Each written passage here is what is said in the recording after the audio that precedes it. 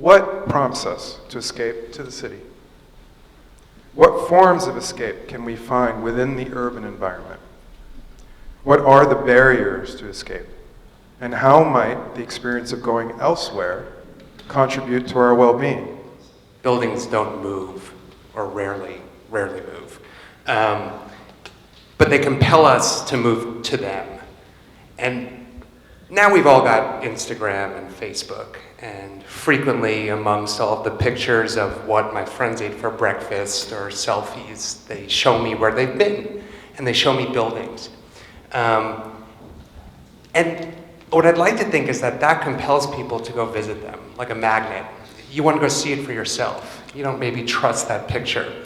And that trip is something incredibly powerful, because something escapist happens going there. When you are alone in a dim-lit room with your computer, you can't be sure after a time whether you're coming or going. You have so many windows open at once. So many eyes it seems you are beholden to, so you keep writing. But are you having conversations with only yourself, you wonder? Why do we need an elsewhere? Why is here not enough? Is the longing for the other place, condition and context more important than the reaching this difference? Escape here for elsewhere, but why? And do we really escape? Do I escape when reaching for elsewhere? And where is it?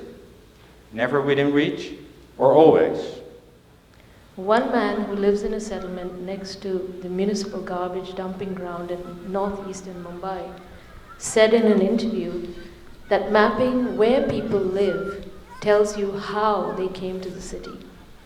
Those in his settlement arrived suddenly, escaping severe drought in their villages. There are days who wait just around the corner, in the parking lot behind whatever, like meth-spurred nags all ready to roll. They can't wait for much longer because they're so terrible at it. It's sad, almost. What is there to do in this town? They ask each other all the time. Nothing. Not a fucking thing, and it's true. Escape is often an attempt to move from a complex situation to a simpler state, where the challenges and anxieties growing out of our differences is eliminated, minimized, or glossed over. Escape allows us the luxury of allowing our biases to dictate and our desire to avoid the challenges of complexity and of difference. Sometimes we escape the city, sometimes the city escapes us.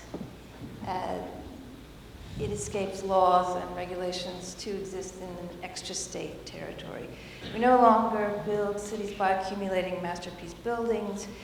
We instead have cities as repeatable products, spatial products that proliferate globally.